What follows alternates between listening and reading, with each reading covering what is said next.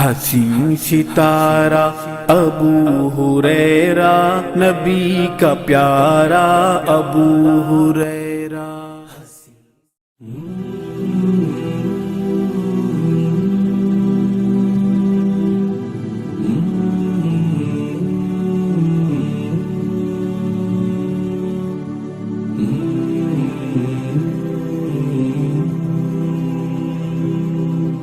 ان الحمد للہ نحمده ونستعینه ونستغفره ونعوذ باللہ من شرور انفسنا ومن سیئات اعمالنا من یهده اللہ فلا مضل له ومن یضلله فلا ہادی له واشهد ان لا الہ الا اللہ واشهد ان محمدا عبده ورسوله اما بعد فإن خیر الحدیث کتاب اللہ وخیر الحدی حدی محمد صلی اللہ علیہ وسلم وشر الامور محدثاتها وكل محدثة بدعة وكل بدعة ضلالة وكل ضلالة في النار۔ قال الله تعالى في القرآن المجيد والفرقان الحميد أعوذ بالله من الشيطان الرجيم بسم الله الرحمن الرحيم صراط الذين أنعمت عليهم غير المغضوب عليهم ولا الضالين آمين۔ ربي اشرح لي صدري ويسر لي أمري واحلل عقدة من لساني يفقهوا قولي ربي زدني علما آمين رب العالمين۔ تمام تعریفیں بزرگ بڑائی کبریائی رب غالب مولا کے لیے جو تمام جہانوں کا پالنہار مدبر مشکل کشا حاجت روا، جس کی ذات میں کوئی شکوہ نہیں، جس کی دانش میں کوئی شکایت نہیں، ورخطا سے لا ریب ہے۔ درود و سلام محبت وحی کتاب حکمت کے مالک صاحب تاج والمعراج و براق صلی اللہ علیہ وسلم پر۔ برادران اسلام اور پس پردہ سننے والی اسلام کی معزز معتبر خواتین، یہ اللہ کا فضل اور کرم احسان ہے کہ اللہ وحدہ لا شریک لہ نے ہمیں امت محمدیہ میں پیدا فرمایا، اور اللہ کا شکر احسان ہے کہ اللہ وحدہ لا شریک لہ نے سوچنے اور سمجھنے کی صلاحیتوں سے نوازا۔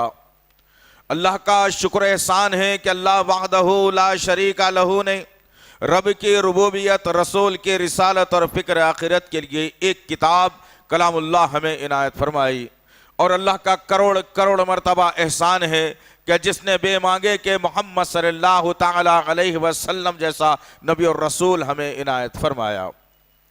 برادران اسلام اور اس امت کی غیور خواتین،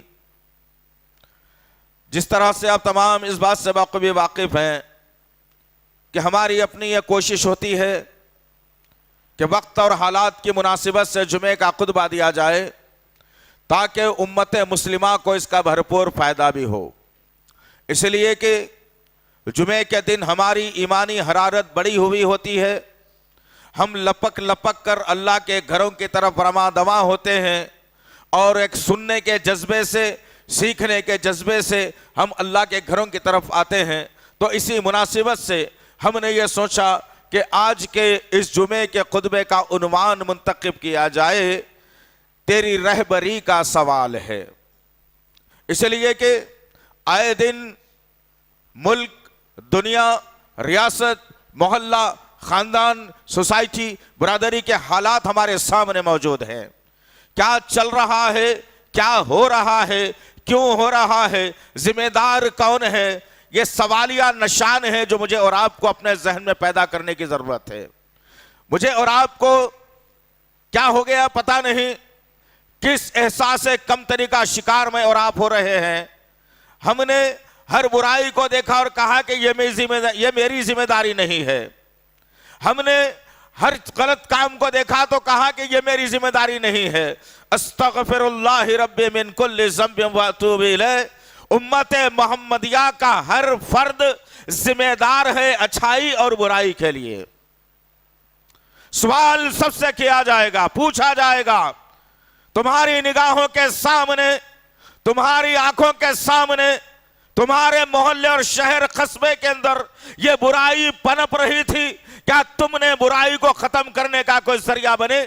क्या तुमने बुराई को खत्म करने के लिए कोई मिशन चलाया? क्या तुमने कोई मुहिम चलाई कि फलानी बुराई पनप रही है, इस बुराई को कैसे खत्म किया जाए? नहीं अजीजान मोहतरम, रहबर दो किस्म के होते हैं अजीजान मोहतरम। एक रहबर होता है जो घर के वालिद और वालिदा होती हैं। माँ और बाप को रहबर कहा गया, रहनुमा कहा गया। इसी ज़िमन में मेरे और आपके आका मोहम्मद सल्लल्लाहु अलैहि वसल्लम ने बेहतरीन बात की और कहा कि औलाद का सबसे पहला मस्कन, सबसे पहला मदरसा माँ की गोद होती है। अल्लाहु अकबर। जो माँ की गोद से इंसान सीख कर निकलता है वही माशरे में फैलाता है, जो बाप की तरबियत में लेके निकलता है वही माशरे के अंदर, खानदान और कबीले में इंसान ले जाता है। लेकिन आज हम देखते ये हैं कि ये दोनों रहबर अपनी जिम्मेदारियों से सबकदोश हो चुके हैं। इन दोनों ने इस्तीफा ले लिया, इन दोनों ने यह कहकर अपने पल्ले झाड़ लिया कि पैदा कर दिए हैं मियाँ, पढ़ा दिया है, डिग्री दिला दी है, अब तुम्हारी जिम्मेदारी है क्या कमाना है, क्या रखना है, क्या खाना है। हम जिम्मेदार नहीं बन सकते इसके। औलाद के कानों में जब ये हमने गलत बयानी की और उनके कानों के जरिए से उनके दिल और दिमाग पर ये अल्फाज जब पैवस्त हुए तो उन लोगों ने गलत कदम को उठाना गवारा कर लिया। इसलिए कि जिसका कोई रहबर नहीं होता उस रेवड़ की तरह है। उस रेवड़ की मिसाल दी गई कि बकरियां हैं कि बहुत सारे बकरियां चल रही हैं, लेकिन 100 बकरियों के लिए 100 हाँकने वाले नहीं होते, बल्कि 100 बकरियों के लिए, उस भेड़ और बकरियों के लिए, उस रेवड़ के लिए एक आदमी होता है जो उस 100 के 100 को कंट्रोल करता है। उसकी लकड़ी के एक इशारे पर कोई दुम्बा या कोई बैल या कोई गाय अपना रास्ता बदल कर दूसरा रास्ता नहीं जा सकती, इल्ला ये कि वो अपनी छड़ी से इशारा ना कर दे। ये मिसालें देकर समझाया गया उम्मत मोहम्मदिया को, ये मिसालें देकर समझाया गया जिम्मेदारों को, ये जो है अपनी जिम्मेदारी का एहसास दिलाया गया इस्लाम के जरिए से। लेकिन अफसोसनाक बात यह है अजीजान मोहतरम, एक रहबर जो घर से निकलने वाला होता है, जो माँ और बाप की शक्ल में रहबर होता है, इन्होंने अपनी जिम्मेदारियों से सबकदोशी का ऐलान कर दिया। तो दूसरा रहबर जो था वो इस्लामी शक्ल में था, वो इस्लाम को जानने वाला था, वो मस्जिद का इमाम भी था, वो मस्जिद का खतीब भी था, वो मस्जिद का मुअज्जिन भी था। जिस घर के अंदर से तुमको हिदायत मिलना था, जिस घर से तुमको नसीहत मिलना था, जिस घर से तुमको जो है ना इबरत मिलना था, आज उन घरों का आलम मैंने और आपने क्या करके रख दिया कि नमाज जैसे ही खत्म होती है मुअज्जिन साहब इंतजार करते हैं कि मस्जिद को कब लॉक डाल दिया जाए, कब ये मस्जिद को बंद कर दिया जाए, कब मुसल्लियों को घरों से इस घर से निकाल दिया जाए। जब ये रहबरी तुम्हारी खत्म हो गई तो उम्मत बिखर बिखर के आ गई, उम्मत बिखरे बिखरी भी हो गई। आज उम्मत का कोई जो है ना पुरसाने हाल नहीं है, कोई इसे संभालने वाला नहीं है, कोई इसे जो है ना राह बताने वाला नहीं है। आज हमारे इस्लाम को हमने जमातों की शक्ल में काट के रख लिया। हर जमात समझती है कि मैं हक पर हूं, हर जमात समझती है कि मेरा आदमी सही है। अरे चलो ठीक है भाई, सही है तो सही है, लेकिन अपने जानने और मानने वालों की तरबियत तो तुम सही करो ना, उनके अखलाक को दुरुस्त करो, उनको बेहतरीन मुसलमान बना के माशरे में पेश तो करो।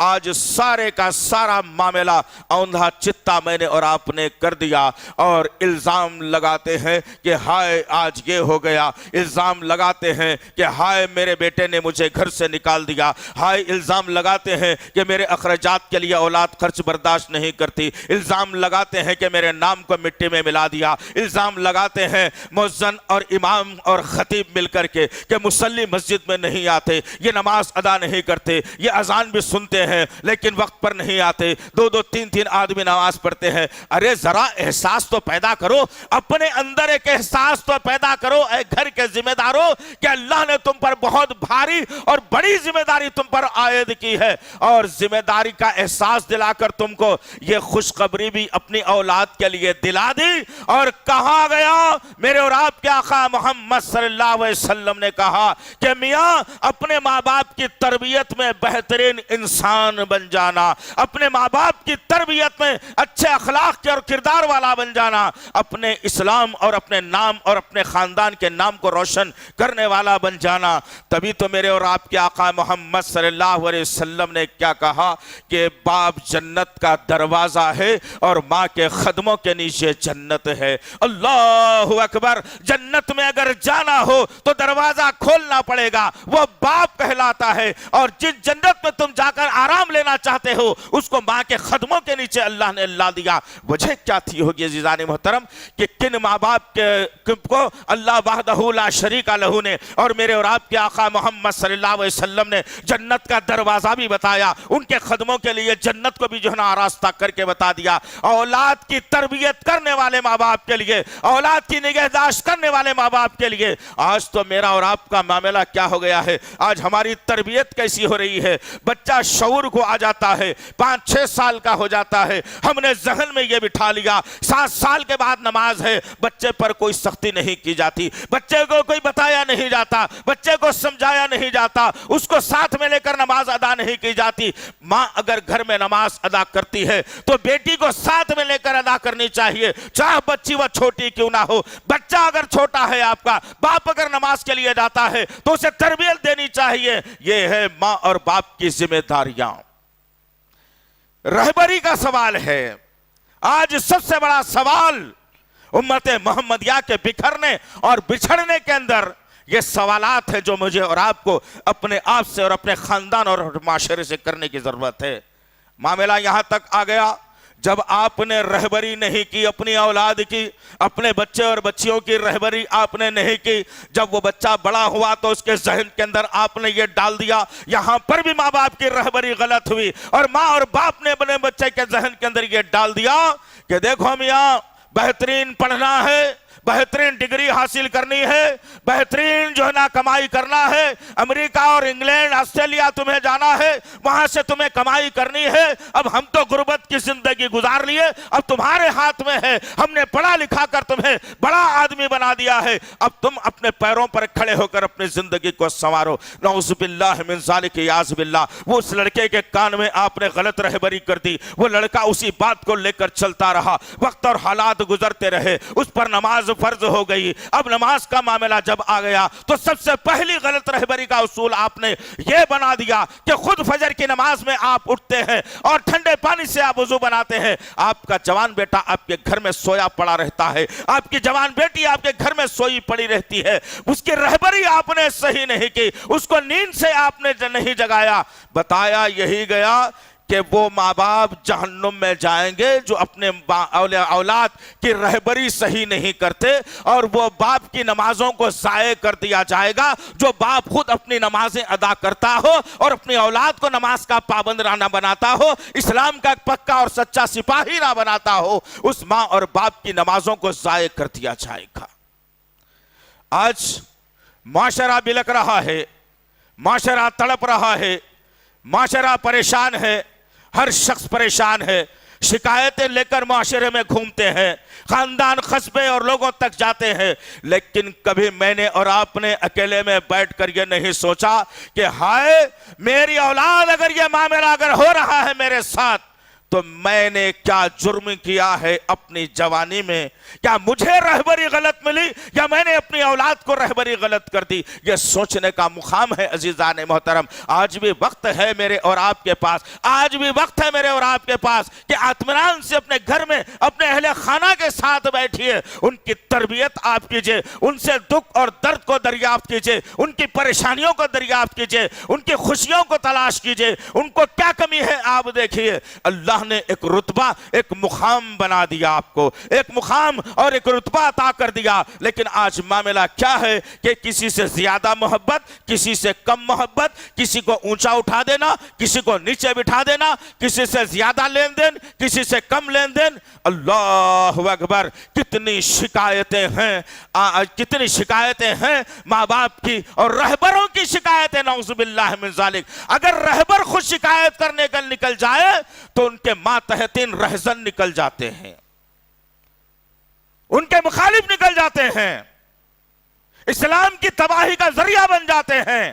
नबी की सुन्नतों को वो पामाल कर जाते हैं। और आज नौजवान नस्ल का मामला यही है।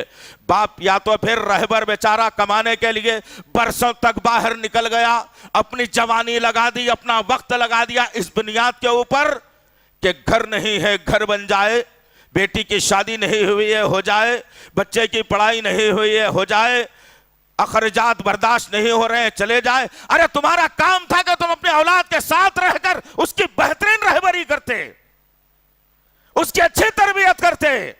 रिस्क का देना और लेना अल्लाह के जिम्मे है। जब हमने अल्लाह के कानून में मदाखिलत कर ली और हमने सोचा कि मैं अगर करूंगा तो ये होने वाला है, मैं अगर ये करूंगा तो ये होने वाला है, मैं कमाऊंगा तो मेरा घर चलने वाला है, जब ये सवाल या निशान मेरे और आपके जहनों में पैबस्त जब हुआ तो हमारी रहबरी हटती चले गई। अब जब औलाद बगावत पर आ जाती है, लड़का हो या लड़की हो, अपने माँ बाप के साथ रहबरों के साथ जब बगावत पर उतर आती है तो फिर वही माँ बाप माशरे में दंदनाते फिरते हैं और रहबरी आपने सही नहीं की। अब रहजन का मौका आ गया तो उसी औलाद की शिकायत लेकर हम घूमते हैं। गर्ज कहने का मकसद ये है जीजान मोहतरम, आप रहबर बन जाइए, आज से बन जाइए, अभी से बन जाइए, वरना रहबर से बहुत बड़ी पूछ होने वाली है। कोई रहबर कायनात का बचने वाला नहीं है। इसीलिए कि मेरे और आपके आका मोहम्मद सल्लल्लाहु अलैहि वसल्लम ने क्या कहा, ऐ लोगों तुमसे तुम्हारी रूहियत के बारे में सवाल किया जाएगा। सहाबा किराम पूछते हैं या रसूल अल्लाह, हाकिम है रूहियत में, हम महकूम है रूहियत में, एक हाकिम है मुल्क का, क्या उसी से पूछोगी? मेरे और आपके आका मोहम्मद सल्लल्लाहु अलैहि वसल्लम ने कहा उससे तो पूछोगी सारे मुल्क के लिए, सारे इलाकों के लिए, सारे लोगों के लिए, लेकिन जो घर का जिम्मेदार होता है वो रहबर है, उससे भी अल्लाह ताला बास पुरस करने वाला है कि तेरी रहबरी में तूने क्या किया। हमारे जहन से ये सवालात खत्म हो गए और हमने इंग्लिश का दिलदादा अपनी कौम को बना दिया, अपनी औलाद को बना दिया। बच्चों को नमाज का तरीका नहीं मालूम, आपने रहबरी नहीं की। कलमे का मफहूम नहीं मालूम, आपने रहबरी नहीं की। बच्चों को कुरान सही पढ़ने नहीं आता, आपने रहबरी नहीं की। रोजे के क्या फराइज हैं आपने नहीं बताया, हज कैसे करना है आपने नहीं समझाया, लोगों के लोगों के साथ अखलाक से कैसे मिलना है आपने नहीं बताया। अपनी रहबरी को आपने रहजन समझकर छुपा दिया और बच्चा बद अखलाक निकल कर बाहर किसी का कत्ल भी कर रहा है, व्हाइटनर का इस्तेमाल भी कर रहा है, शराब का आदी भी बन रहा है, चेहरे से दाढ़ी भी मोड़ रहा है, बेनमाजी भी वो हो रहा है, कुरान वो नहीं पढ़ रहा है, लोगों के सामने बदतमीजी वो कर रहा है। किसका नाम खराब होता है? कोई ये नहीं कहेगा कि फलाना बच्चा ऐसा कर रहा है, उसके बाप के नाम से साथ याद किया जाएगा कि वो कहा जाएगा कि हाय फलाने का बेटा देखो माशरे में क्या कर रहा है। अस्तगफिरुल्लाह रब्बी मिन कुल्ली ज़ंबिन व अतूबु इलैह। ये रहबर है जो घरों के रहने वाले हैं। अपनी रहबरी से किनारा कशी जब इख्तियार कर ली तो अल्लाह वहदहू ला शरीका लहू ने माशरे के अंदर खातिलों को जन्म दे दिया, माशरे ने पॉकेट प्लेयरों को जन्म दे दिया, माशरे ने बेनमाजियों को जन्म दे दिया, माशरों ने रैन गिरावरों को जन्म दे दिया। जब रहबरी होती थी, जिस वक्त रहबर अपनी जिम्मेदारी समझकर बाग डोर संभाले हुए थे, तो उस वक्त अबू हुरैरा रजी अल्लाह तआला अन्हु जैसा जलील कद्र मुहद्दिस पैदा हुआ था। जब उन रहबरों ने रहबरी का उसूल अपनाया था, इमाम अहमद बिन हंबल जैसा जय्यद आलिम पैदा हुआ था जिसने खलीफा के सामने सरेंडर होने से इनकार कर दिया और इस्लाम की बागडोर को मजबूती से थाम लिया था। जब रहबरों ने अपने रहबरी का सबूत दिया, इमाम अबू हनीफा जैसा जय्यद आलिम पैदा हुआ था। जब रहबरों ने अपने रहबरी का सबूत दिया था, जुबैर बिन अव्वाम जैसा जय्यद जो है ना एक मुजाहिद पैदा हुआ था। और जब रहबरों ने अपने रहबरी का उसूल अपनाया था, इस इस्लाम की बागडोर को संभालने के लिए, दुश्मनों को घुटने टिकाने के लिए, दुश्मनों के सफों में इंतशार पैदा करने के लिए, इसी सरजमीन पर अल्लाह ने रहबरों की रहबरी के अंदर वो खालिद बिन वलीद रज़ी अल्लाह तआला अन्हु को पैदा किया था। जानो रहबरों, तुम्हारी रहबरी का कितना बड़ा जो है ना मुकाम है। आज मैं और आप अपने रहबरी से भाग रहे हैं, मैं अपनी रहबरी से भाग रहे हैं। कहां तक तुम भागोगे, कहां तक दौड़ोगे, کہاں تک اپنے آپ کے گناہوں پر پردہ ڈالنے کی کوشش کرو گے؟ اس وقت اولاد کی سدھارنے کی جو ہے ذمہ داری آپ قبول کرتے ہیں جب وہ درخت جو ہے تنا مضبوط ہو جاتا ہے، اس کی پیڑ مضبوط، اس کی شاخیں مضبوط، آپ اس وقت میں کہتے ہیں کہ بیٹا ایسا نہ کرنا، اب وہ درخت جھکنے کے قابل نہیں ہے۔ اس وقت آپ اس کی رہبری کرنا چاہیے تھا جب وہ بالکل کم سن تھا، چھوٹا سا تھا، اس کو ایک بازو لکڑی لگا کر سیدھا جو ہے نا چلنے کی ترغیب جھاڑ کو کی جاتی ہے، ایک بیل ہے تو رسی باندھ کر اسے لٹکایا جاتا ہے کہ اس کے ذریعے سے وہ بیل پھیل اور پھولتی رہے۔ یہ تمام تر نشانیاں ہیں جس کو میں نے اور آپ نے پسے پشت ڈال دیا، جس کی بنیاد کے اوپر آج معاملہ بڑا گمبھیر ہو گیا ہے۔ آج بھی وقت ہے، آج بھی وقت ہے، میرے اور آپ کے آقا محمد صلی اللہ علیہ وسلم نے رہبری کا اصول بتاتے ہوئے کہا کہ بچے پر 7 سال کی عمر میں نماز فرض ہے۔ اگر وہ 10 سال کی عمر کو پہنچ جاتا ہے، اگر وہ نماز نہیں پڑھتا ہے تو ماں اور باپ کے لیے 2 ذمہ داریاں دی گئی، رہبری کے اصول سکھائے گئے۔ وہ رہبری کے اصول اگر میں اور آپ آج اگر دریافت اگر کر لیں اور اس رہبری کے اصول کو اپنا لیں تو یہ بکھری ہوئی اولاد سدھر سکتی ہے۔ میرے اور آپ کے آقا محمد صلی اللہ علیہ وسلم نے ماں اور باپ کو رہبر بتاتے ہوئے کہا کہ بچہ 10 سال کی عمر کو پہنچ جائے اور وہ نماز اگر نہ پڑھے تو اپنے ہاتھ میں چھڑی لو، اس کی پیٹھ پر مار مارو، اسے سدھار دو اور اسے سختی کے ساتھ معاملہ کرو۔ اگر تب بھی وہ نہیں سدھرتا ہے تو اس کا بستر نکال کے باہر کر دو، الگ سلا دو اسے۔ یہ تھے رہبروں کے اصول، یہ ہے رہبرانہ نظام۔ آج کہاں ہے ذرا بتائیے، آپ بتائیے تو صحیح کہاں ہے رہبری؟ تیری رہبری کا سوال ہے۔ رہبر اگر سدھر جائے تو انشاءاللہ رہزنوں کی تعداد ختم ہو جائے گی۔ رہزن ڈاکہ ڈالنے والے کو کہا جاتا ہے، مخالفت کرنے والے کو کہا جاتا ہے، دھوکہ دینے والے کو کہا جاتا ہے۔ رہزن مت بنو، رہبر بنو۔ اور میں اولادوں سے بھی کہوں گا کہ اگر کسی صورت میں آپ کی تربیت اگر اچھی نہیں ہوئی ہے تو پلٹ کر دوسرا نقطہ نکل کر آتا ہے جہاں سے ایک بچے کی رہبری ہو سکتی ہے، ایک بچے کی رہبری ہو سکتی تھی، لیکن آج ہم نے ان دروازوں کو لاک ڈال کر بند کر دیا اور کہا کہ میاں اذان سے 5 منٹ 10 منٹ پہلے آنا، تمہارے لیے طہارت خانہ بھی رہے گا، مسجد بھی تمہارے لیے رہے گی، لیکن فرض نماز تمہاری ختم ہو گئی، 2 رکعت نماز تم ادا کر لو۔ تو اب یہ رہبر کرنے والا گھر تمہارے لیے بند ہے۔ اب تم کو جو بھی کمی ہوگی وہ معاشرے سے ڈھونڈ لینا۔ اور جب وہ بچہ باہر نکل گیا نماز پڑھ کے اور اس کا دل للچاتا ہے کہ کچھ دیر اور میں مسجد میں بیٹھ جاؤں، کچھ دیر اور میں مسجد میں قرآن پڑھ لوں، کچھ نصیحت کو مسجد سے حاصل کر لوں، مسجد کے امام کے ساتھ بیٹھ کر کے اپنی تجوید کو درست کر لوں، اپنی خامیوں کو درست کر لوں، کون ملتا ہے ذرا بتائیے مجھے آپ؟ کون ملتا ہے عزیزان محترم؟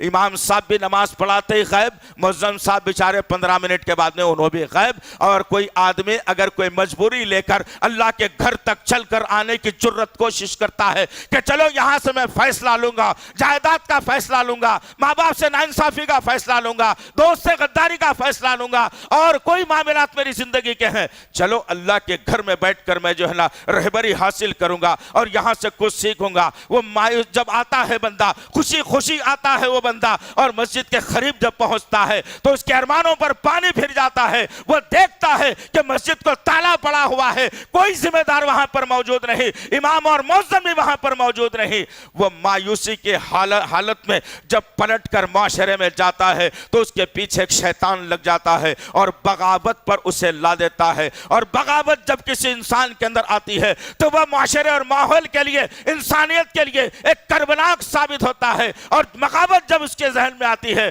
تو وہ بغاوت کا بھرپور جو ہے نا مظاہرہ کرتا ہے، اور جب مؤذن دوبارہ پکارتا ہے حیا علی الصلاۃ حیا علی الفلاح، وہ پلٹ کر دیکھتا ہے اور کہتا ہے کہ بے وقوف، مجھے جب پیاس لگی تھی جب تو تو نے پانی نہیں پلایا، مجھے جب بھوک لگی تھی تو نے کھانا نہیں کھلایا، میں پریشانی کے عالم میں تھا، مسئلے کا حل ڈھونڈنے کے لیے اللہ کے گھر کی جانب آیا تھا، وہاں کا کوئی ذمہ دار مجھے مل جائے اور میری پریشانی کا حل مجھے بتا دے اسلامی طور پر۔ اس وقت میں تو مجھے کوئی گلے نہیں لگایا، کوئی مجھے ملا نہیں، مسجد بند تھی، میں انتظار کرتا رہا۔ جا، اب مجھے کوئی چیز کی ضرورت نہیں ہے۔ استغفر اللہ، بیشتر لوگ بے نمازی ہونے کا یہی اصول ہے کہ مساجد کو طاق نہ کیا جائے، مساجد کو ہر وقت کھلی رکھا جائے، مساجد کو ہر وقت تالا نہ ڈالا جائے، مساجد کو عام طور پر اس کے دروازوں کو کھلا رکھا جائے۔ پتہ نہیں کون مظلوم آ جائے، پتہ نہیں کون ماں بھٹک کر آ جائے، پتہ نہیں کس بہن اور شوہر کے درمیان میں جھگڑا ہو انصاف کے لیے آ جائے، پتہ نہیں کوئی دو بھائی بہن مل کر کے اپنی جائیداد کے بٹوارے کے انصاف کے لیے آ جائے، پتہ نہیں کوئی جو ہے نا کوئی اور مسائل کو دریافت کرنے کے لیے آ جائے۔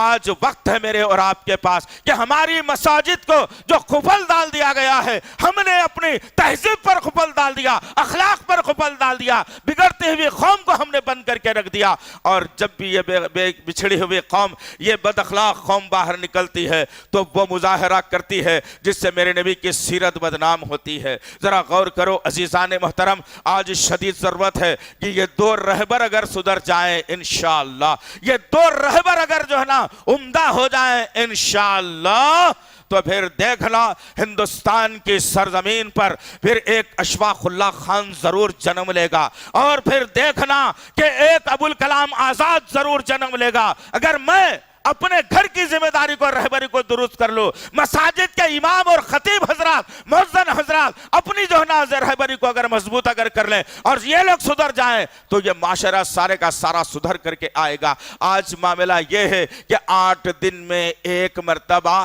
یہ قوم آتی ہے، وہ بھی کب آتی ہے؟ خطبہ جب شروع ہوتا ہے تو ایک سب پوری بھی نہیں ہوتی، 1.5 سب بھی پوری نہیں ہوتی، 8-10 آدمی کے درمیان میں خطبہ شروع ہوتا ہے، خطبہ ختم ہونے تک تمام کا تمام مسجدیں ہماری بھر جاتی ہیں، مساجد بھر جاتی ہے۔ یہ رہبری کون کرے بھائی؟ ان کو کیسی عادت ڈالی جائے کہ میاں جمعے میں آپ اذان سے پہلے مسجد میں رہو، خطبہ شروع ہونے سے پہلے مسجد میں رہو، خطبہ شروع ہونے کے بعد جاؤ گے تو تمہارا شمار جمعے والوں میں نہیں ہوگا۔ کیا یہ رہبری ہو رہی ہے؟ امام صاحب بیچارے تنخواہ کے محتاج، خطیب صاحب ہر جمعے کو 500 روپے کے محتاج، معاف کرنا اگر زیادہ کہہ رہا ہوں۔ حالات تو یہ بنا دیے، کہاں سے رہبری ہو اس قوم کی؟ دو ذمہ داروں نے اپنے رہبری سے دور بھاگ گئے، دونوں رہبروں نے اپنی ذمہ داری کا جو ہے ذمہ داری کو چھوڑ دیا، اور احساس کم تری کا شکار جب ہوئے تو معاشرہ بکڑ کر بچھڑ کر آج یہ عالم ہو گیا ہے کہ آج مساجد تباہ کی جا رہی ہیں، مساجدوں کو مقفل کیا جا رہا ہے، مدارس کو بند کرنے کی بات کی جا رہی ہے، علماء کو جیل کی صحبتیں برداشت کرنی پڑ رہی ہے۔ جو بولتا ہے آواز نکال کر، قوم کو جو سدھارنے کی کوشش کرتا ہے، وہ پورے لوگوں میں 25 لوگوں میں ایک آدمی ہوتا ہے جس کی نشاندہی بھی بڑی آسانی سے کر دیتے ہیں لوگ کہ یہ آدمی ہے جو لوگوں کو سدھارنے کی کوشش کر رہا ہے۔ ہم تو بس سیکولر ہیں بھائی، ہم نارمل مزاج کے ہیں، ہم کسی پر سختی نہیں کرتے۔ جوتی کی نوک پر سیکولرزم، اسلام قبول نہیں کرتا سیکولرزم کو۔ اسلام کبھی سیکولرزم تھا نہ ہے اور نہ رہے گا کبھی۔ یہ جمہوریت کی دین ہے کہ ہم کو سیکولر بنا کر ان کی پوجا پاٹ، ان کی عبادت، خبروں کی پوجا، جھنڈے، نمازوں سے دور، مساجد سے دور، وہ تہوار، وہ عید میں شریک ہونے کا موقع دے دیا۔ یاد رکھنا عزیزان محترم، اسلام کبھی سیکولر تھا نہ ہے اور رہے گا۔ اسلام کا اپنا مزاج ہے، اسلام کا اپنا مقام ہے، اسلام کے ماننے والوں کا الگ مقام ہے۔ وہ مقام تم حاصل تو کرو نا، کبھی تم حاصل تو کرو، کبھی کب اٹھو گے آخر تم؟ حالات اتنے کربناک ہو گئے، معمولی بات کے اوپر ایک دوسرے کا قتل کیا جا رہا ہے۔ ٹولی چوکی کے علاقے میں کل ہی ایک بھائی نے اپنی بہن کا قتل کر دیا معمولی جائیداد کے لیے۔ اللہ اکبر، کیا ہو گیا آخر؟ کون رہبری کرے ان لوگوں کی؟ آج تقریباً ان پڑھ نوجوان جو ہیں وہ وائٹنر کا نشہ کرتے ہوئے سڑکوں پر دھوم مچا رہے ہیں، عورتوں کے ساتھ بے حرمتی کر رہے ہیں، بوڑھوں کے ساتھ بے عزتی کر رہے ہیں، معاشرے کو تباہ کر رہے ہیں۔ ان کی رہبری کرے تو کون کرے؟ آخر کون رہبر ہے؟ تم کو اٹھنا پڑے گا، تم کو جاگنا پڑے گا، تم کو اپنے ہاتھوں میں باغ ڈور سنبھالنی پڑے گی۔ اسلام کسی کا محتاج نہیں ہے، یاد رکھنا اس بات کو۔ اسلام کسی کا محتاج نہیں ہے۔ اللہ نے اس محتاجی کا ازالہ بھی قرآن کے ذریعے سے کر دیا۔ سورہ آل عمران کی آیت نمبر 144 پڑھ کے دیکھ لینا، جس میں اللہ تعالیٰ نے واضح کر کے بتا دیا کہ یہ محمد صلی اللہ علیہ وسلم ایک رسول ہیں، کل یہ مر جائیں یا قتل کر دیے جائیں تو کیا تم ایڑیوں کے بل دین اسلام سے پھر جائیں گے؟ نبی آتے ہیں جانے کے لیے، لیکن اسلام ہمیشہ سر بلند رہتا ہے۔ اللہ اکبر! سمجھا دیا گیا، اصول بتا دیا گیا۔ محتاج کسی کا نہیں ہے، مجھے غرض ہے اسلام کی، میں اسلام سے مطلب رکھتا ہوں، مجھے چاہیے اسلام جس کے ذریعے سے میری پہچان مسلمان ہے، اور میں مسلمان اگر پکا اور سچا بن جاؤں تو اللہ مجھے جہنم کی آگ سے بچا کر جنت کا مستحق بنا دے گا۔ ہم نے کیا کر دیا؟ آج اسلام کو اپاہج بنا دیا۔ ہم نے یہ نعرہ بلند کر دیا کہ ہم ہیں تو اسلام ہے، ورنہ ہم نہیں ہیں تو اسلام نہیں ہے۔ نعوذ باللہ من ذالک، یاذ باللہ۔ یہ تصورات کو ختم کر دیجئے، تصورات کو ختم کر دیجئے، قرآن کی تعلیم کو عام کر دیجئے۔ اب وہ وقت ختم کر دیجئے کہ بچے کو انجینئر بنانا ہے یا ڈاکٹر بنانا ہے۔ اب یہ سوچئے، ماں باپ کامیابی حاصل کرنا چاہتے ہیں، جنت لینا چاہتے ہیں، اپنی بخشش کروانا چاہتے ہیں، تو ہر ماں اور باپ کی ذمہ داری ہے کہ وہ اپنی اولاد کو حافظ قرآن بنائے۔ وقت آ چکا ہے، اب بہترین راستہ اللہ نے یہ تمام کے تمام امراض کو پھیلا کے مسلمانوں کو سدھرنے کا موقع دے دیا۔ وقت ہے میرے اور آپ کے پاس، جو نوجوان پڑھ لکھ کر بڑے ہو چکے ہوں گے 18-19 سال، کچھ نہیں ہوگا اس سے، آپ تب بھی حافظ قرآن بن سکتے ہیں الحمدللہ۔ صحابہ میں ایسے کتنے تھے؟ کیا سب بچپن میں اسلام قبول کر کے سب بچپن سے قرآن کی تعلیم حاصل کر رہے تھے کیا؟ نہیں، ہر ایک کی عمریں 10 12 سال 15 سال 25 سال 30 سال 35 سال 40 سال 50 سال کے بعد انہوں نے اسلام قبول کیا۔ اور تعجب کی بات یہ ہے، آپ اپنے ذہن سے یہ خوف کو نکال دیجئے کہ اب عمر ہو چکی ہے میاں، اب کیا ہے 22 سال 24 سال ہو گئے، اب کیا کرنا ہے؟ یہاں پر بھی رہبروں نے ایک خطرناک غلط طریقے سے رہبری کی اور کہا کہ میاں عمر ہو گئی ہے، کمانے کے لیے لائق بھی بن گئے ہو، شادی کر لو۔ ارے کرو، الحمدللہ، کیوں نہیں؟ شادی کرنے سے آدھا ایمان بھی مکمل ہوتا ہے الحمدللہ، لیکن کس صورت میں تم شادی کرنا چاہتے ہو؟ اس بچے کو پہلے کلمے کا مفہوم بتاؤ، روزے کے احکامات بتاؤ، نبی کی سیرت بتاؤ، صحابہ کے واقعات بتاؤ، اسلام کے 5 ارکان بتاؤ، ایمان کے 6 ارکان سمجھاؤ، قرآن کی تعلیم اسے دو۔ اسے کسی بھی معاملے کے اندر کمزور مت رکھو، پھر کہو گے بیٹا اب تم کو ہم نے بہترین اسلام کا پکا اور سچا سپاہی بنا دیا ہے، اب نکاح کر لو، اپنی ہونے والی اولاد کو بھی یہی تربیت تم دینا۔ کیا ہوا؟ باپ بگڑا ہوا، شادی کر دیا بچے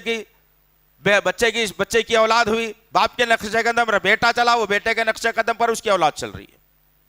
حالات تو یہ بنا دیے میں نے اور آپ نے۔ غرض کہنے کا مقصد یہ عزیزان محترم، وقت ہے میرے اور آپ کے پاس، رہبری ہونا بے حد ضروری ہے۔ آپ تعجب کریں گے، ایک واقعہ سنا کر اپنی بات کو میں ختم کر دوں انشاءاللہ۔ میرے اور آپ رہبری کا تعلق، صحابہ کرام اللہ کے نبی صلی اللہ تعالی علیہ وسلم کی رہبری میں چل رہے تھے۔ ہر موقع پر میرے اور آپ کے آقا محمد صلی اللہ علیہ وسلم اپنے جاننے اور ماننے والوں کی رہبری کر رہے تھے۔ جہاں اچھا کام ہوتا بلا کر خوشخبری دی جاتی کہ میاں آج اللہ نے تمہاری اس عمل سے خوشی کا اظہار کیا ہے۔ جہاں اگر کچھ کمی بیشی ہو جاتی ذرہ برابر، اللہ کے نبی بلا کر کہتے کہ دیکھو میاں اللہ کی کچھ ناراضگی نظر آ رہی ہے، رات کو اٹھو سجدے کر کے اپنی مغفرت کرا لینا۔ یہ تھی رہبری۔ اور میرے اور آپ کے آقا محمد صلی اللہ علیہ وسلم مسجد نبوی کے اندر تشریف فرما ہے، صحابہ ستاروں کے مانند ارد گرد گھیرے ہوئے ہیں۔ اللہ کے نبی صلی اللہ علیہ وسلم اپنے صحابہ سے مخاطب ہیں، بات کر رہے ہیں۔ اتنے میں ایک آدمی کو دیکھا گیا جو سفید لباس پہنا ہوا ہے اور سر کو تیل لگایا ہوا، بال مضبوطی سے جمائے ہوئے، چہرے پر کوئی سفر کے آثار بھی نہیں، مسجد نبوی میں داخل ہوا، بآواز بلند سلام کیا اور لامے لامے قدموں کو ڈال کر اللہ کے نبی صلی اللہ علیہ وسلم کی خدمت اقدس میں آ کر بیٹھ گیا، اور اتنا قریب بیٹھ گیا کہ اس شخص کے گھٹنے اللہ کے نبی صلی اللہ علیہ وسلم کے گھٹنوں کو لگ رہے تھے۔ صحابہ کرام کو غصہ بھی آ رہا تھا کہ کون ہے بھائی، ہم احترام کرتے ہیں ہمارے نبی کا، ہم نے کبھی جرت نہیں کی کہ نگاہ بھر کے اپنے نبی کو غور سے دیکھے، ہماری ہمت نہیں ہوتی، ہمارے الفاظ، ہمارا انداز، ہماری آواز بھی اتنی دبی ہوئی ہوتی ہے کہ ہم کبھی اپنے نبی کے سامنے آواز کو بلند نہیں کرتے۔ یہ کون آدمی آ گیا جو بڑے بڑے قدموں کو ڈال کر نبی کے قریب آ گیا اور بیٹھ گیا، صحابہ کرام دیکھنے لگے۔ وہ آدمی اللہ کے نبی صلی اللہ علیہ وسلم کی طرف دیکھا اور دیکھ کر کے سوال کرتا ہے، یا رسول اللہ، کچھ باتیں ہیں میری، اس کے سوالات کے جوابات دینا ہے۔ اللہ کے نبی صلی اللہ علیہ وسلم نے کہا کہ پوچھ، کیا پوچھنا چاہتا ہے؟ اس نے کہا کہ اسلام کیا ہے مجھے بتایا جائے۔ میرے اور آپ کے آقا محمد صلی اللہ علیہ وسلم نے کہا کہ اسلام توحید کا نام ہے، ایک اللہ کو مانا جائے، اسی کے سامنے سجدہ کیا جائے، زکوٰۃ ادا کی جائے، روزے رکھے جائیں سال میں 30 دن کے 29 دن کے، اور استطاعت ہو تو حج کیا جائے۔ جب یہ باتیں اس شخص کے سامنے رکھے، اس شخص نے پلٹ کر اللہ کے نبی صلی اللہ علیہ وسلم کو جواب دیا، کہا صدقتا یا رسول اللہ، آپ نے سچ کہا یا رسول اللہ۔ صحابہ اپنے اب کہتے ہیں ہم سوچنے لگے کہ یہ آدمی سوال بھی کر رہا ہے اور یہ کہہ رہا ہے کہ آپ نے سچ کہا، تو اس کا مطلب اسے معلوم ہے لیکن پھر بھی پوچھ رہا ہے۔ صحابہ خاموش رہے۔ پھر ایمان کے تعلق سے پوچھا، ایمان کے 6 ارکان اللہ کے نبی صلی اللہ علیہ وسلم نے بتا دیے۔ پھر وہ آدمی پلٹ کر جواب دیا اور کہتا ہے صدقتا یا رسول اللہ۔ صحابہ کو غصہ آیا، کہنے لگے کہ اب تو اس کو پکڑنا چاہیے، سب چیزیں معلوم رکھ کے پھر پوچھ رہا ہے، کیا اس کی حرکت ہے، کیا چاہتا ہے آخر؟ وہ آدمی جواب ملا، بیچ میں سے کھڑا ہوا اور لامے لامے قدموں کو ڈال کر مسجد نبوی سے باہر چلا گیا۔ اللہ کے نبی نے اسے تفصیل بتا دی، اسلام کیا ہے، ایمان کیا ہے بتا دیا۔ وہ آدمی چلا گیا۔ صحابہ سے اللہ کے نبی صلی اللہ علیہ وسلم نے پوچھا، اے میرے ساتھیو، یہ کون تھا جانتے ہو؟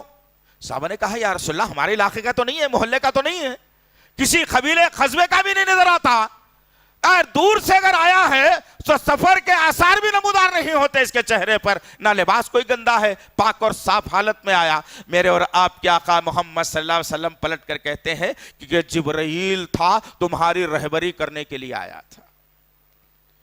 پتا چلا کہ اس قوم کی رہبری ضرور ہے، 100% پیور ایمان والوں کو اسلام سمجھانے کے لیے، ایمان سمجھانے کے لیے اللہ نے جبرائیل کو بھیجا، کہا کہ جاؤ میرے نبی کے صحابہ کی رہبری کر کے آؤ۔ آج میں اور آپ کس کھیت کی مولی ہے؟ باپ سے پوچھا گیا کہ بھائی اسلام کے کتنے ارکان ہیں، تو اٹکتے اٹکتے باپ نے بڑی مشکل کے ساتھ 5 گنوائے آگے پیچھے کر کے۔ لیکن اسی باپ سے پوچھا گیا، میاں ذرا بتاؤ ایمان کے کتنے ارکان ہیں؟ اب باپ دونوں مہنڈے دیکھنے لگا، سوچنے لگا کہ اسلام کے اس معلوم خالی ایمان کے بھی ارکان ہوتے کیا؟ ایمان کے بھی ارکان ہیں۔ باپ پریشان، اس لیے باپ کو بھی سیکھنا چاہیے۔ باپ کو اگر معلوم ہوگا تو اپنی اولاد کی صحیح رہبری وہ کر سکے گا۔ آج باپ خالی کس لیے رہ گیا ہے؟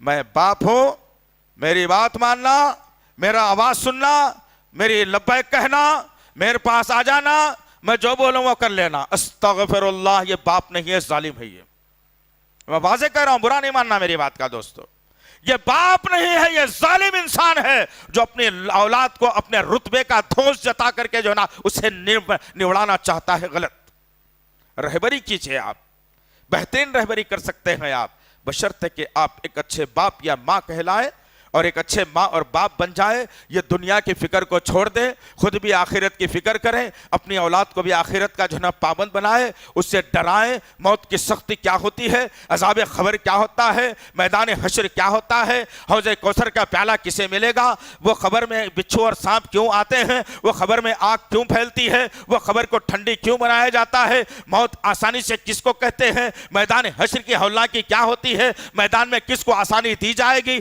جنت کے مقامات کیا ہیں، جہنم کے ہولناکیاں کیا ہیں۔ کبھی بیٹھ کے اطمینان سے کبھی اپنے اولاد سے ڈسکشن کیا ہے اس کے اوپر؟ کبھی اپنی بیویوں کے ساتھ ڈسکس کیا ہے اس کے لیے؟ نہیں، فکر میں لگا ہوا ہے انسان کہ آج یہ کما لیا ہوں، یہ بنا دیا ہوں، کل وہ کما لوں گا تو پھر وہ بنا دوں گا۔ آگاہ اپنی موت سے کوئی بشر نہیں، آگاہ اپنی موت سے کوئی بشر نہیں، سامان ہے 100 برس کا، پل کی خبر نہیں۔ یہ سوچو کب آئے گی موت، کس حالت میں آئے گی موت۔ سگریٹ پیتا رہوں گا، موت آ گئی تو بس ختم، اپنی لائف ختم، پوری اس طریقے کی آپ کی عبادتیں، آپ کی ریاضتیں، آپ کا ذکر و اذکار، آپ کا جو ہے نا قربانیاں تمام کی تمام ختم، اس لیے کہ آپ نے اللہ اور اس کے رسول کی قانون کی مخالفت کی۔ سگریٹ پیتے پیتے موت آ گئی، گانے سنتے سنتے موت آ گئی، کچھ فاحشہ چیزیں دیکھتے دیکھتے موت آ گئی، جھوٹ بولتے بولتے موت آ گئی، ناچتے ناچتے موت آ گئی، داڑھی مونتے مونتے موت آ گئی۔ تو یاد رکھنا یہ ایسی خطرناک اور کربناک موتیں ہیں جس کا تذکرہ اسلام نے بڑے خطرناک انداز میں کیا ہے۔ کہاں ہے تصور ہے؟ کرتے تصور؟ سوچتے نہیں، اپنی مرضی کا اسلام چلائیں گے، اسلام کی مرضی کے مطابق نہیں آئیں گے۔ کئی دفعہ بولا گیا کہ جو ہے جمعے کے دن 12 بجے سے تجارت کاروبار سب بند، ملنا ملانا سب بند، 12 بجے کے بعد مسجد کے اندر داخلہ لو، سورہ کہف پڑھتے بیٹھو۔ کون آتا ہے بھائی؟ آج کا لے لیجئے آپ۔ اتنے جمعوں سے نصیحت کرنے کے باوجود یہ قوم پر، دلوں پر کوئی اثر نہیں ہوتا، تو انشاءاللہ تعالی امید ہے، ایک اور تیاری خطبے کی ہم کر رہے ہیں کہ دل بیمار ہو جاتا ہے تو انشاءاللہ پھر کبھی جمعے میں موقع ملا تو اسی عنوان پر انشاءاللہ ہمارا خطبہ ہوگا۔ اللہ سے دعا ہے کہ اللہ وحدہ لا شریک لہ ہم سب کو رہبر بنا دے میرے پاک پروردگار، رہزنوں سے ہماری حفاظت فرما میرے اللہ، ہمارے ماں باپ کے اندر تربیت کرنے کا حوصلہ پیدا فرما میرے پاک پروردگار، ہمارے ماں باپ کو جو ہے نا بخشش کا ذریعہ ہم کو بنا دے میرے پاک پروردگار۔ یا اللہ مساجد کو 24 گھنٹے کھلی رکھنے والی مساجد بنا دے میرے اللہ، ہمارے مؤذنین، امام اور خطیب حضرات میں ایسا جذبہ دے کہ وہ قوم کی رہبری کرنے میں لگ جائے میرے پاک پروردگار۔ ماں باپ کے اندر ایسا جذبہ پیدا ہو کہ ماں باپ اپنے قوم کی رہبری کرنے والے بن جائے میرے پاک پروردگار۔ اب تک کے جو غلطیاں ہوئی ہیں اللہ اپنی رحمت سے ان غلطیوں کو معاف کر دے میرے اللہ، ان غلطیوں کو معاف کر دے میرے اللہ، ان غلطیوں کو معاف کر دے میرے پاک پروردگار۔ یا اللہ تجھ کو تیرے تمام ناموں اور صفات کا واسطہ ہے، ہماری غلطیوں کو معاف فرما، ہماری دعاؤں کو قبول فرما، ہماری دعاؤں کو قبول فرما، ہماری دعاؤں کو قبول فرما۔ ربنا تقبل منا انک انت السمیع العلیم وتب علینا انک انت التواب الرحیم، وصلی اللہ تعالی علی خیر خلقہ محمد وعلی آلہ وصحبہ اجمعین برحمتک یا ارحم الراحمین والحمد للہ رب العالمین۔ مزید علماء اور مقررین کے بیانات سننے کے لیے ہمارے YouTube چینل کو سبسکرائب کیجیے۔ جزاک اللہ۔